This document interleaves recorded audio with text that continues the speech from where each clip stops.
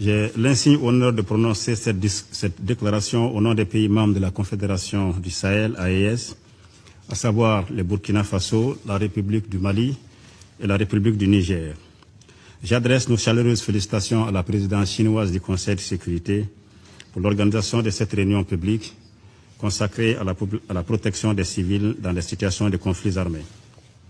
Cette thématique est d'une actualité brûlante pour les 3 pays membres de la Confédération AES qui luttent depuis plus d'une dizaine d'années contre le terrorisme, l'extrémisme violent et d'autres formes de criminalité transnationale organisée soutenues par des sponsors étatiques étrangers.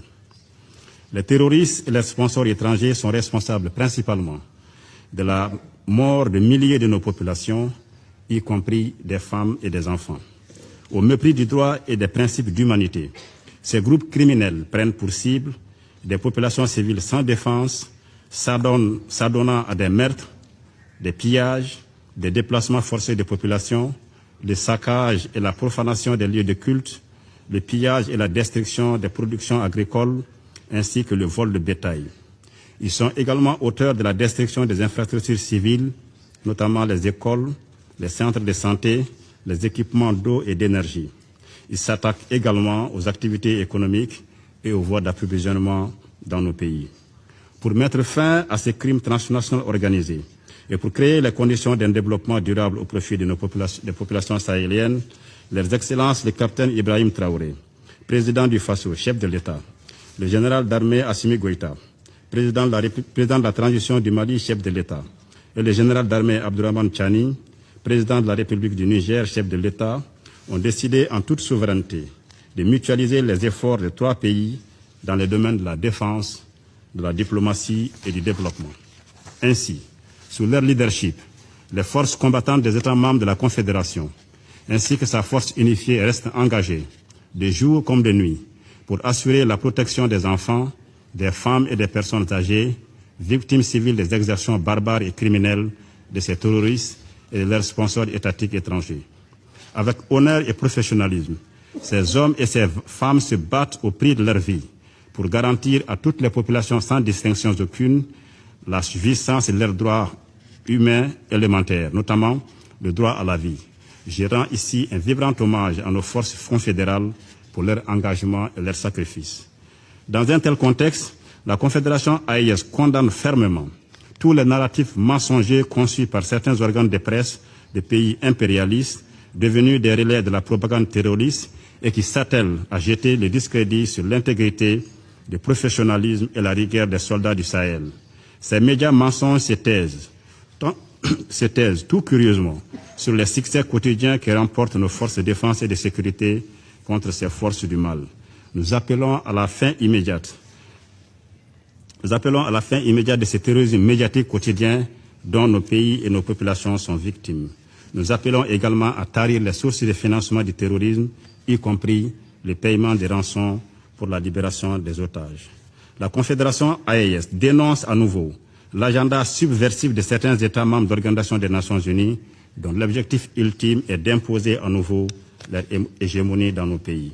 La Confédération AES accorde une attention particulière aux victimes du terrorisme, civils ou militaires. Chacun de ces États membres dispose de stratégies et de programmes visant à aider les populations affectées, y compris les réfugiés et les déplacés internes.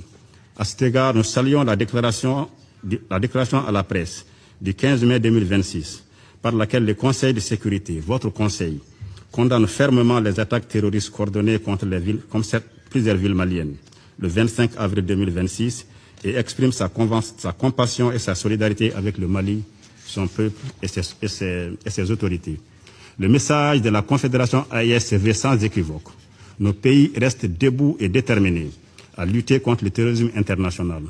Nous restons engagés pour la protection de nos populations civiles en toutes circonstances et dans le respect de nos engagements internationaux, en particulier dans le domaine des droits de l'homme et des droits internationaux humanitaires. Je termine en rendant un hommage appuyé à toutes les victimes du terrorisme, sahéliennes comme étrangères, civiles comme militaires, avec une pensée particulière pour les victimes des événements du 25 avril 2026 au Mali.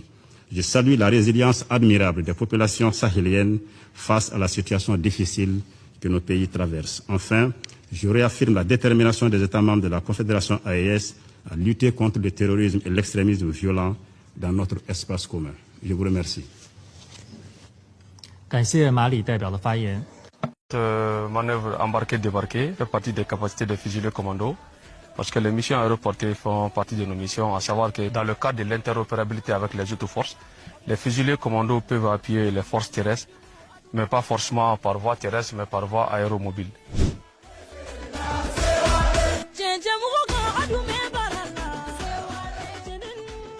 Comme toute unité, le GPD3 est constamment en entraînement pour maintenir leur aptitude physique à un niveau opérationnel. Chaque semaine, le groupement organise des séances de parcours d'obstacles pour maintenir l'aptitude physique de ces hommes engagés dans l'opération.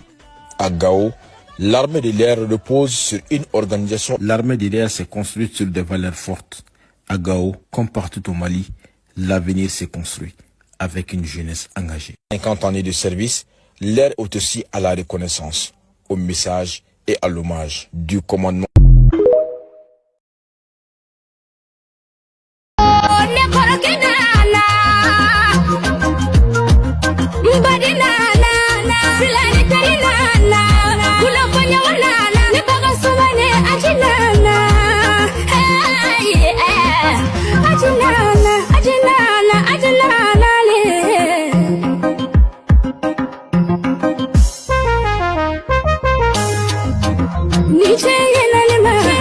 Son Excellence Bassirou Diomaye Diakhar Faye a mis fin aux fonctions de M. Ousmane Sonko, Premier ministre, et par conséquent à celles des ministres et secrétaires d'État membres du gouvernement.